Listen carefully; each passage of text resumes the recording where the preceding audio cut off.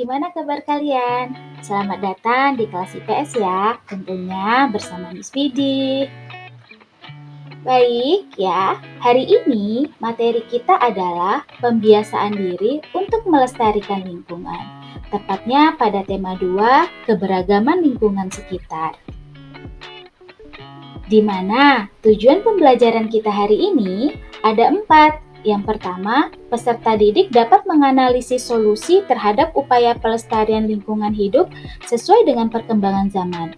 Yang kedua, peserta didik dapat menganalisis solusi terhadap upaya pelestarian sumber daya udara. Dan yang ketiga, peserta didik dapat menganalisis solusi terhadap upaya pelestarian sumber daya air. Dan yang keempat, peserta didik dapat menganalisis solusi terhadap upaya pelestarian sumber daya tanah. Nah, sebelum dimulai, Miss Widi mau bertanya dulu nih dengan anak-anak Miss Widi. Sudah tahukah kalian apa sih itu menjaga kelestarian lingkungan? Gimanakah cara melestarikannya dan apa dampaknya bagi lingkungan hidup kita? Nah, untuk menjawab pertanyaan tadi, kalian tonton video ini sampai selesai ya. Pelestarian lingkungan adalah cara melindungi lingkungan dari kerusakan, atau dapat juga diartikan pelestarian lingkungan hidup merupakan upaya menjaga agar kondisi lingkungan hidup tetap terjaga. Menjaga lingkungan agar bersih dan sehat, agar keseimbangan lingkungan tetap terjaga, upaya ini dimaksudkan untuk menjamin bahwa sumber daya alam yang ada dapat mendukung kehidupan secara berkesinambungan. Kenapa sih kita perlu menjaga pelestarian lingkungan? Kita perlu menjaga lingkungan alam karena lingkungan yang lestari penting untuk kesehatan dan memberikan kehidupan yang baik untuk kita semua. Sedangkan lingkungan yang rusak dapat mengakibatkan berbagai bencana dan juga penyakit.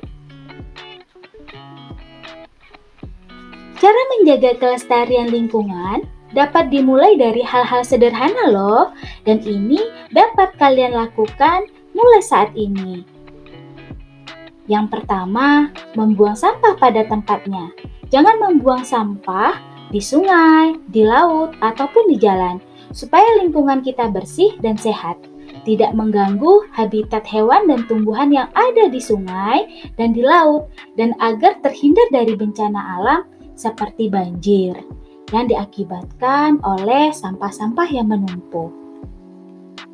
Yang kedua, mengelompokkan sampah berdasarkan jenisnya. Di sini ada 3 jenis sampah. Yang pertama ada sampah organik, kemudian ada sampah non-organik, dan yang ketiga ada sampah B3.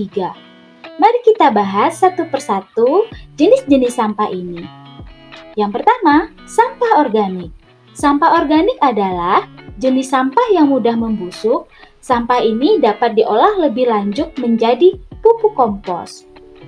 Contohnya seperti sampah makanan, sayuran, daun kering, dan lain-lain.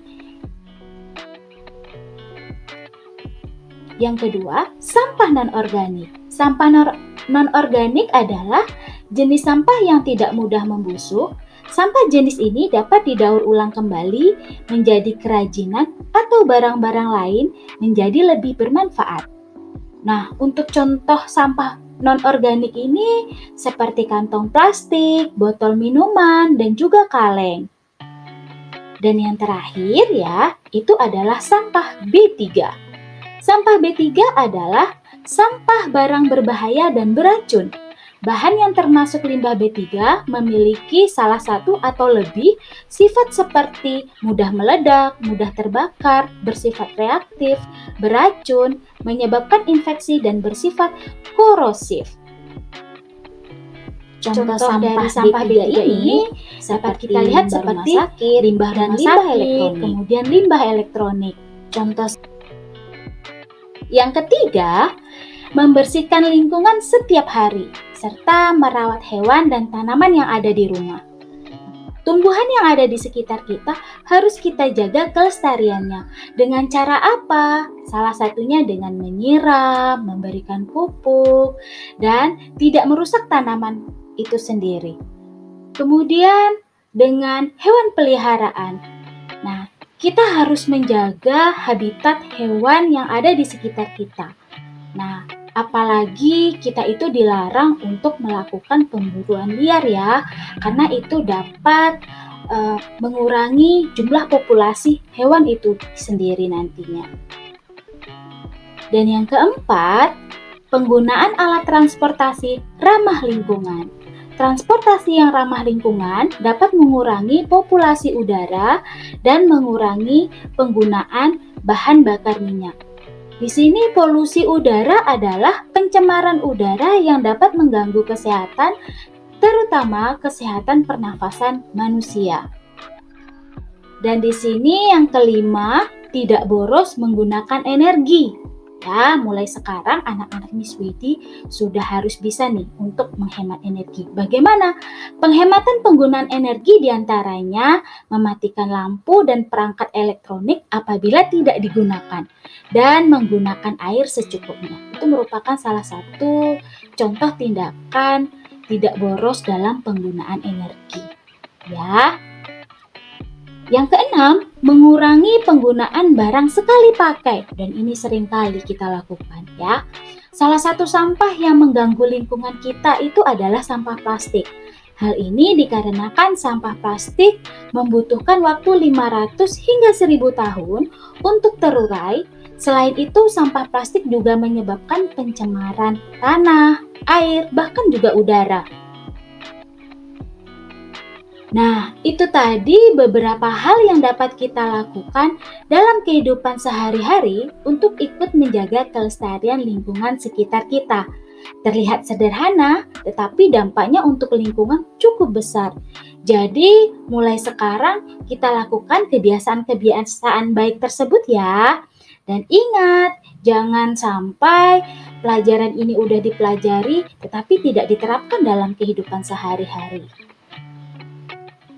Nah, selanjutnya, berikut ini merupakan beberapa contoh aktivitas atau pembiasaan pelestarian lingkungan hidup berupa pelestarian sumber daya udara, air, dan tanah. Oke, yang pertama, pembiasaan melestarikan sumber daya udara. Ya, usaha pelestarian sumber daya udara akibat aktivitas pabrik dapat dilakukan dengan pemasangan alat penyaring udara.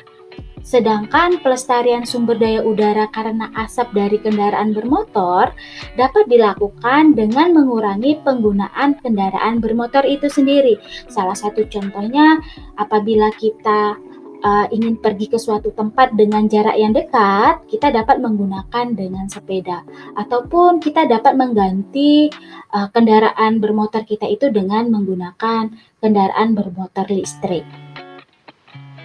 Yang kedua, selanjutnya ya, penanaman pohon juga merupakan usaha pelestarian sumber daya udara karena pohon dapat memproduksi oksigen atau O2 sehingga udara menjadi lebih bersih di sini. Nah, itu dia tadi ya pembiasaan pelestarian sumber daya udara. Yang kedua, pembiasaan melestarikan sumber daya air. Nah, air merupakan sumber kehidupan. Pelestarian sumber daya air dapat diusahakan melalui memelihara dan melindungi sumber air. Upaya untuk menjaga ketersediaan air dapat dilakukan dengan pengaturan siklus hidrologi seperti penyimpanan air hujan di dalam profil tanah melalui sumur resapan. Kegiatan lain yang dapat dilakukan yaitu melaksanakan program kali bersih, merawat dan membersihkan pintu air, dan penindakan bagi pelanggar aturan dengan sengaja membuang limbah ke sungai itu juga harus ditegakkan. Yang ketiga, pembiasaan melestarikan sumber daya tanah.